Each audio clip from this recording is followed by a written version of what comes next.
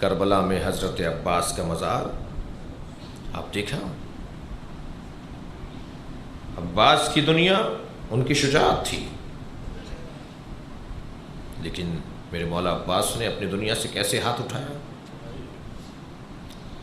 36 سال تک جس کربلا کا انتظار کیا ہو، اللہ اکبر، 36 سال کی عمر ہے کربلا میں حضرت عباس کی، لیکن جب کربلا پہنچے ہیں تو عباس کو تلوار چلانے کی اجازت نہیں تھی۔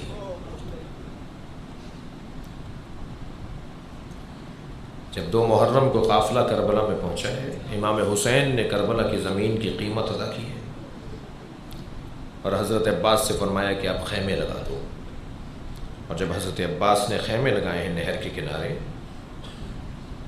اپنی جگہ تھی نا، اپنی جگہ خریدی تھی، یہ کسی اور کی زمین پہ تو نہیں ہے، تو 4 محرم کو شمر کا لشکر آیا ہے، 2000 سوار لے کر آیا ہے، وہ 2000 سوار، اور اس نے آتے کے ساتھ ہی کہا کہ یہ ترائی سے خیمے ہٹائے جائیں، تو حضرت عباس نے اپنی تلوار نکال کے ایک خط کھینچا زمین پر اور فرمایا کسی میں دم ہے تو اس خط کو پھاند کے اس طرف آئے، اور عباس علمدار انتظار کر رہے ہیں کہ کون ہے جو اس طرف آ کر عباس سے مقابلہ کرے گا۔ مولا حسین نے حضرت عباس کے تیوروں کو محسوس کیا، جناب زینب کے خیمے میں چلے گئے، جناب فضہ کو جناب زینب نے بھیجا، حضرت فضہ نے آ کر کہا اے چھوٹی شہزادے تمہیں آقازادی زینب بلا رہی ہیں، تو حضرت عباس نے فرمایا کہ اماں جا کر کہیے کہ کچھ دیر میں خوشخبری لے کر آ رہا ہوں، میں ابھی انہیں بتاتا ہوں کہ میں کون ہوں۔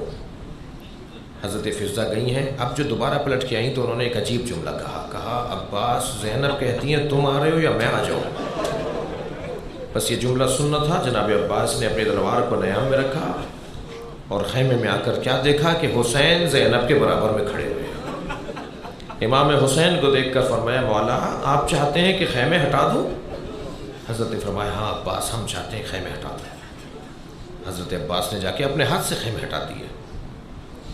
نقان صاحب فرماتے ہیں جب 9 محرم کو پہلا حملہ ہوا ہے نا یزیدی لشکر کی طرف سے، تو جتنے خوش حضرت عباس دکھائی دیے کوئی اور نہیں تھا۔ گھوڑا دوڑائے ہوئے آئے، امام کے خیمے کے قریب گھوڑے سے اترے، اذن دخول مانگ کر امام کے خیمے میں گئے اور کہا مولا آپ کہتے تھے پہل ہمیں نہیں کرنی، دشمن نے پہل کر دی ہے، اب میں بتاؤں کہ میں کس کا بیٹا ہوں، اب میں انہیں بتاؤں کہ میں کس کا نوکر ہوں، میں کس کا خادم ہوں۔ امام نے فرمایا عباس اپنی تلوار ہمیں دو۔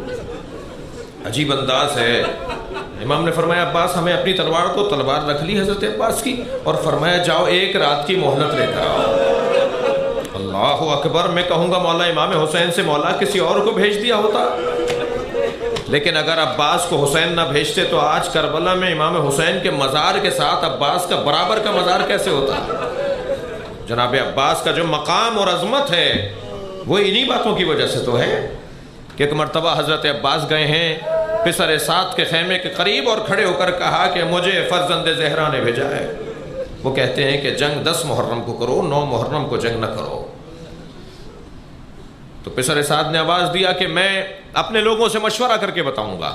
اب میں کہتا ہوں یہی رونے کے لیے بہت ہے کہ کوئی عظیم ترین فرد کسی کمزور سے کچھ مانگے، جی اس نے کہا میں مشورہ کر کے بتاؤں گا۔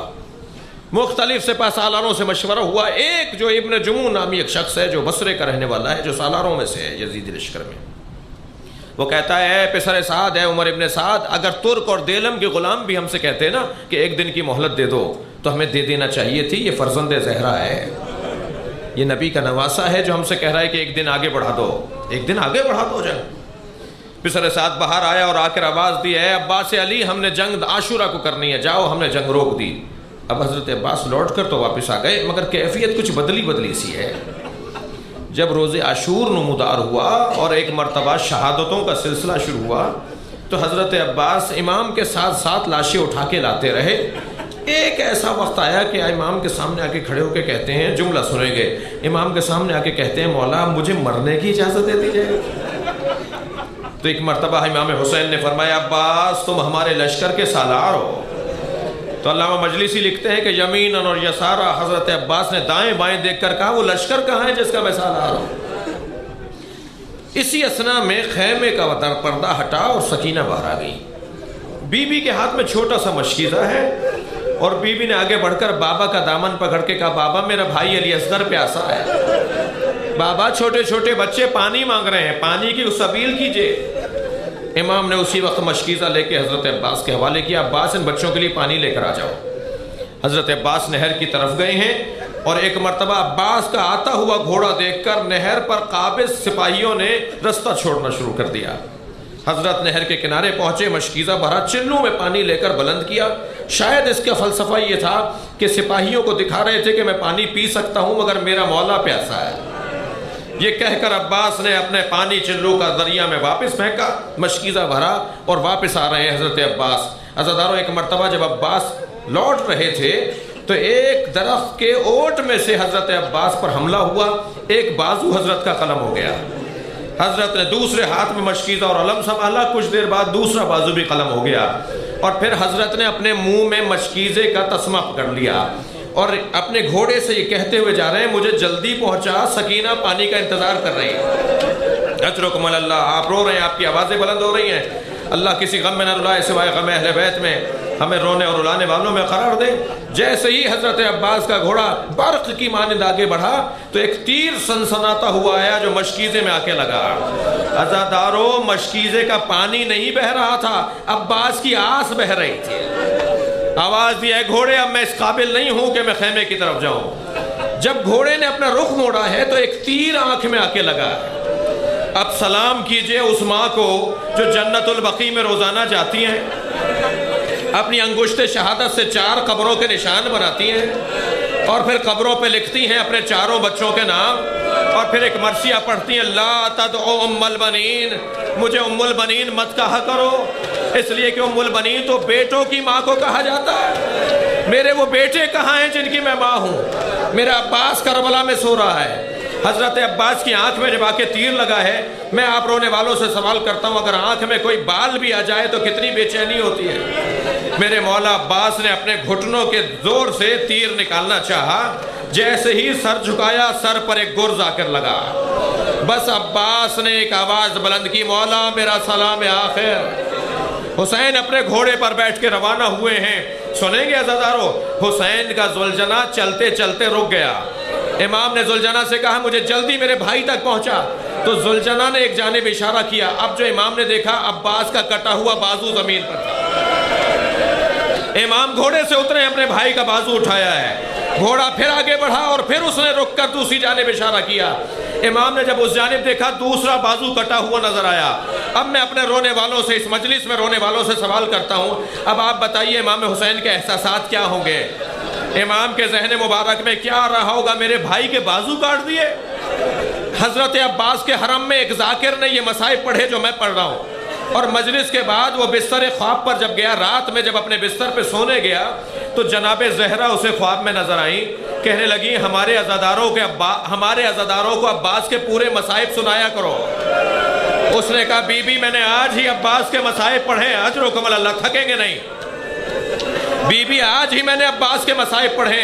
کہا نہیں، ہمارے رونے والوں کو بتاؤ کسی کے بازو نہ ہو اور وہ بلندی سے گرے تو وہ کیسے گرے گا؟ میرے عباس کے بازو نہیں تھے اور وہ زمین کربلا پر گرا.